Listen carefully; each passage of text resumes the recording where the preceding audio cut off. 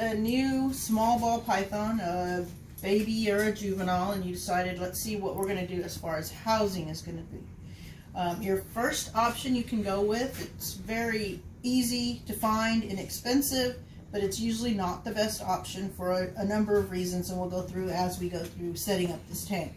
So first you're going to have a 10-gallon aquarium, and that is for a baby or a young juvenile. What you're going to do is first thing you have to figure out is what you want to do as far as your substrate. You have a couple of options. Since you are in a tank, you're going to need something that's going to hold the humidity a little bit better. Just because the humidity is going to be a major problem with the tank, because your heat and humidity and everything is going to just be escaping out the top.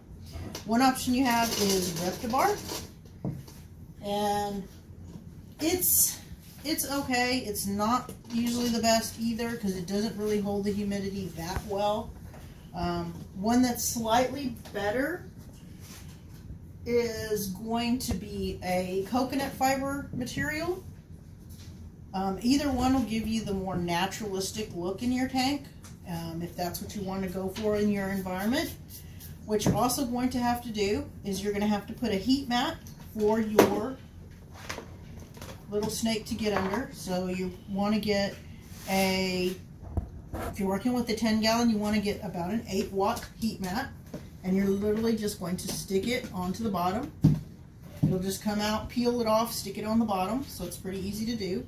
It'll have little plastic round feet that you place on each corner of your aquarium just to give it some air underneath so that your heat mat doesn't get too hot. You're also going to need a thermostat. You don't really have to have a super fancy one. You're just literally just doing a heat mat for a single aquarium, single ball python. It'll come with a little suction cup. It's usually the suction cup it down to the bottom. You can also put it under one of your sticks, your rocks, whatever, as long as it is right over the heat mat. You want your thermostat to be set in so that this temperature of this area above here is going to be 90 degrees. You can stick it on the outside onto the heat mat, but the problem you have is then the heat mat is 80 or 90, but your interior glass is not always that same temperature. So then, what other thing you're going to need for your aquarium, you're going to need a good tight-fitting lid. Otherwise, your snake will be out all over your house. And if it's a small snake, even if it's a large snake, it's not very easy to find it. You're also going to need some really good screen clips. I prefer these, as there's two different types out on the market actually. There's these that they clip over the top and down, and they make a very nice tight fit. You can't pull the lid up. There's another one that looks sort of like an S, but I don't really think they clip quite as well. They still do clip and everything, but the issue you have with them is they're not the easiest to clip on and let them stay on there. Okay, so then you're going to fill your bottom of your aquarium with your substrate. There's another option for substrate if you don't really want to go this way, which you're probably going to want to if you're in a tank, is a paper towel. Just a general, regular old paper towel. You're going to put it down at the bottom. That is fast, quick, easy. You can also see a lot of things if there's anything going on with your snake. If you see any mites on your snake, anything that you're going to be able to see really easily on the paper towel, and not as easy on either the fir bark or the coconut, the crushed coconuts. It's also much easier to clean the paper towel because once it gets dirty, you literally just take it out, throw it away, get a new piece of fresh paper towel, and you're done. The paper towel has a drawback of it's not going to hold your humidity very well, and it's not going to do anything as far as odor control. Whereas the coconut and the fir bark do help a little bit with the odor. But then also you're going in, spot cleaning your aquarium, you see where your animal has gone to the bathroom, you remove that, but your coconut or your fir bark still has soaked in some of that, and it's going to be in your aquarium until you change out your whole substrate. So there's another little issue with it's not going to be as clean as a paper towel. Now on the paper towel you will have to make sure when he goes to the bathroom, you go and change it right away. Otherwise, your animal could be in there and then they could get it all over. You're also going to want a nice heavy water dish. You can go with the fancy reptile dishes that fit all in the corners or look like rocks or anything.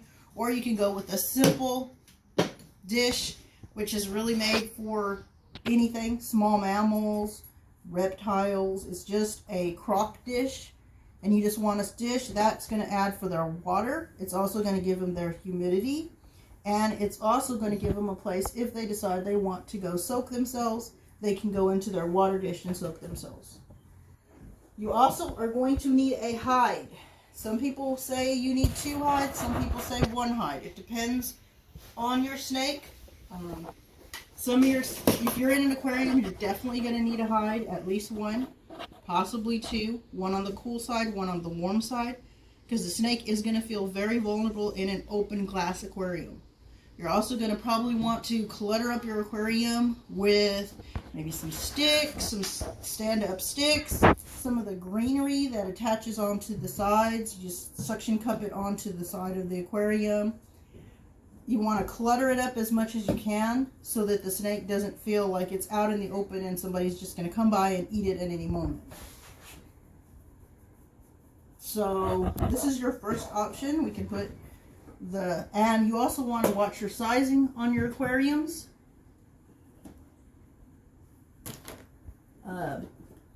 It's fine for a real young baby snake like Mr. Discord here.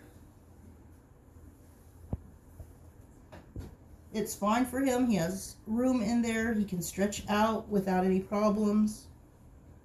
He'll be just fine in there.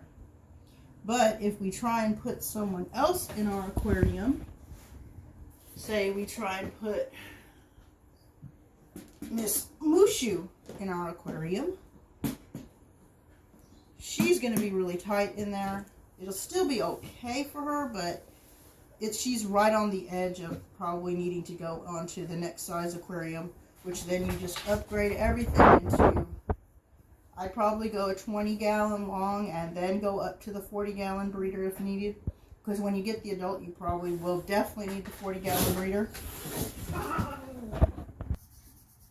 Okay, so we're going to put our hide. If you decide on going with a single hide, I definitely recommend kind of over in the heat mat area. You might be able to put it a little over off there so that they can both get a little bit of warmth and a little bit of cool. Or you could set it over the heat mat. That way they want to go in there, they can be warm. But the issue is when you want to they want to get out of there and be cool yet still be protected, they won't have another spot over here. And as you can see, this is a very small hide, and between the water dish and the area that you have in here, you're not going to have a whole bunch of space, so they'll feel a little more cluttered, and that's kind of what you want with them, because you don't want to leave them in a large open area and you say, oh, let them have a whole bunch of space to run around in there.